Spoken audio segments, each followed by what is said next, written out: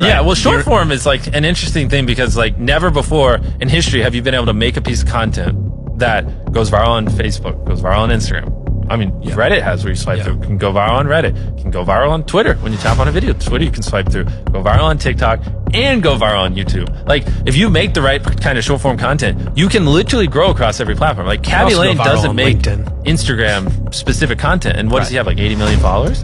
I think you're neck and neck with him right now. Yeah, well, but whatever. But on Instagram, he's like 80 million followers, right? The guy doesn't even use Instagram. He just reposts his clips of it, right? Same thing with a lot of other people popping on short form. So like short form is very interesting because it's like, you don't have to be like a god at YouTube. You don't have to be a god at TikTok and then a god at Snapchat and then a god at this platform and that platform. You can actually, it's very weird. It's like, this has never happened in social media. It just never has. You can master this one craft, and by mastering that one craft, you can grow across all platforms, which it's just like, even for me, like I would say I'm one of the best in the one at YouTube, but I'm not one of the best in the one at Instagram. There's not, you know? But if you master short form really high level enough, you can be one of the best at both. Because being the best at short form means you can have popping reels and popping shorts on YouTube. So to me, it's pretty fascinating because if you play your cards right, you can grow on every single platform, which is wild. That's an encouragement to everyone watching to clip this. People are just conditioned to see a Mr. Beast video, they click.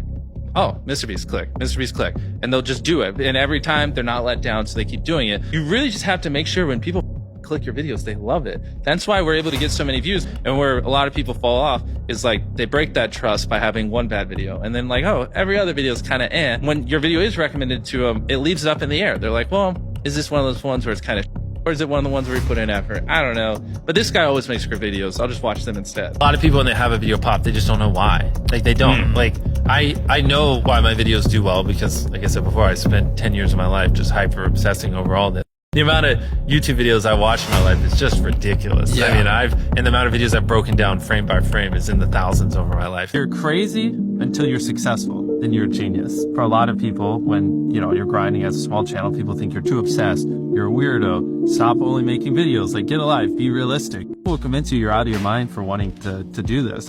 But then once you're successful, they're like, yo, your drive, your tenacity was great. But it's like, yeah, well, where was that back then? You know what I mean? I didn't get that when I was a small channel. Your title and thumbnail set expectations. And at the very beginning of the video, to minimize drop-off, you want to assure them that those expectations are being met. Match the expectations, and then you want to exceed them. So you want to assure people that what they clicked on is what they're getting, and then blow their mind and be like, but you're also getting even more. He would tell us we would be like the biggest in the world every week. I'd always have to pull my few employees in a room and write on a whiteboard. I was like, here's what everyone's doing. Here's what we will be doing, okay? We're going to make this money. I'm going to spend it all. I'm going to work. I'll be like, I'm just circle and draw things out. And I'm concluding that we will have 10 million subscribers by the end of the year. This is when we're like on 2 in January. And everyone's like, you're dumb. Yeah, successful YouTuber, you have to sit in your room and just have little social interaction for a very long time. Probably a solid 3 to 5 years minimum of just being a loser and sitting in your room and just filming videos. Because your first videos are going to suck. It's going to take you a couple years to make them good. And it's just like a lot of time. I could start a new channel tomorrow with not using my face or my voice, like without ever promoting it. And in 6 months have